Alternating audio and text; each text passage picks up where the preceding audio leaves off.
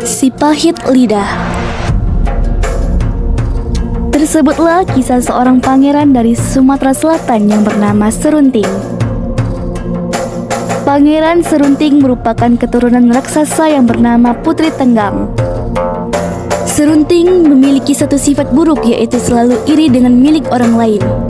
Karena sifat inilah Serunting dikabarkan berseteru dengan iparnya yang bernama Arya Tebing.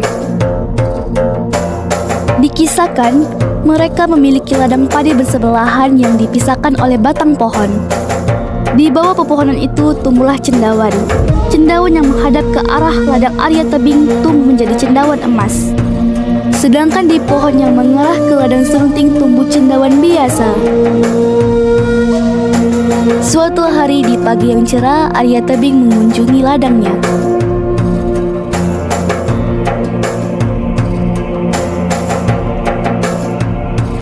Cahaya apakah yang ada di batang pohon itu? Wah, apakah ini cendawan emas? Bagaimana kalau aku mengambilnya?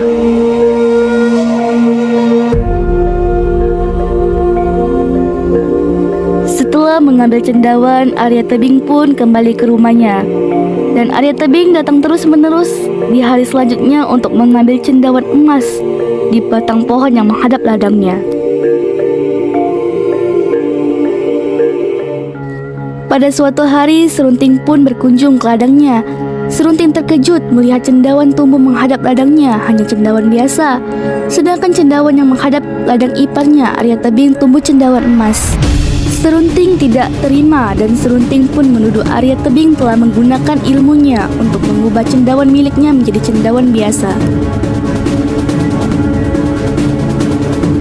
Apa-apaan ini? Mengapa cendawan yang tumbuh di ladangku hanya cendawan biasa, sedangkan di ladang Arya Tebing tumbuh cendawan emas? Pasti Arya Tebing menukar arah batang kayu ini. Aku harus menemui Arya Tebing.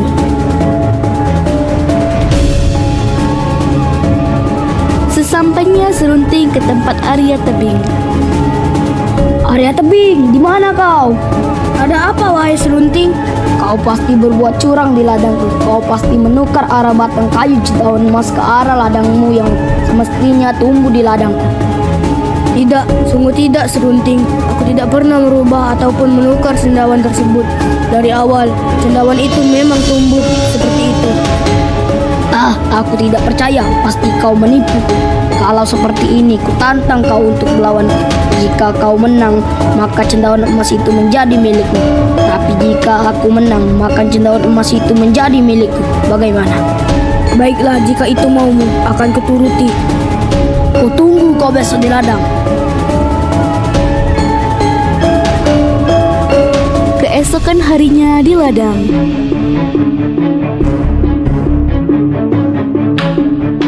Arya Tebing, lawan aku.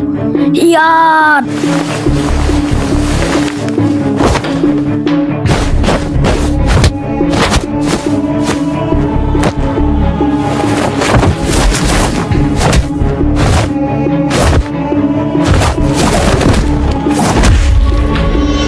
Pertarungan pun terjadi semakin sengit.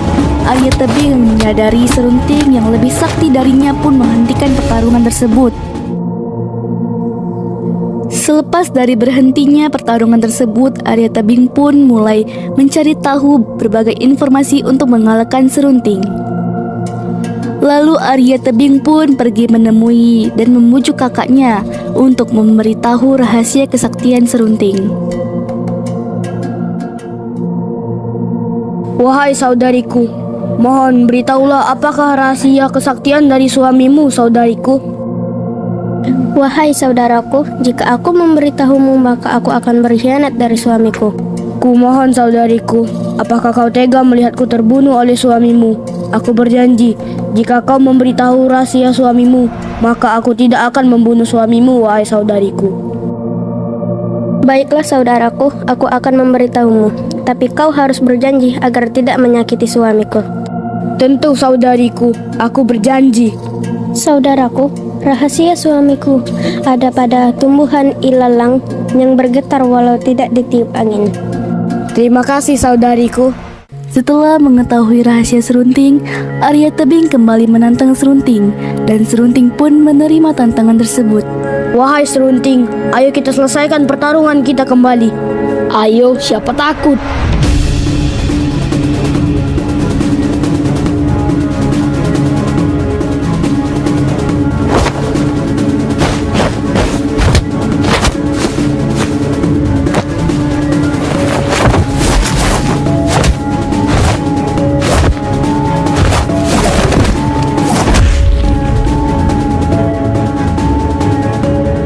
Pertarungan pun terjadi dengan sengit. Ketika perkelahian berada pada puncaknya, Arya Tebing hampir saja dikalahkan. Pada saat terdesak itu, Arya Tebing melihat Ilala yang bergetar. Segera ia menancapkan tombaknya pada Ilala yang bergetar. Serunting pun langsung terjatuh dan terluka parah. Serunting kaget karena adik iparnya dapat mengetahui rahasia itu. Padahal rahasia ini hanya istrinya yang tahu. Merasa dikhianati istrinya, ia pun pergi mengembara. Serunting pergi bertapa ke Gunung Siguntang oleh Hyang Mahameru. Ia dijanjikan kekuatan gaib. Syaratnya adalah ia harus bertapa di bawah pohon bambu hingga seluruh tubuhnya ditutupi oleh daun bambu. Wahai pemuda, bertapalah dirimu di bawah pohon bambu sampai tubuhmu tertutupi daun. Jika kau berhasil, maka kau akan mendapatkan kesaktian. Selama bertapa di Gunung Siguntang, berbagai macam gangguan mulai mengganggu pertapaan Serunting.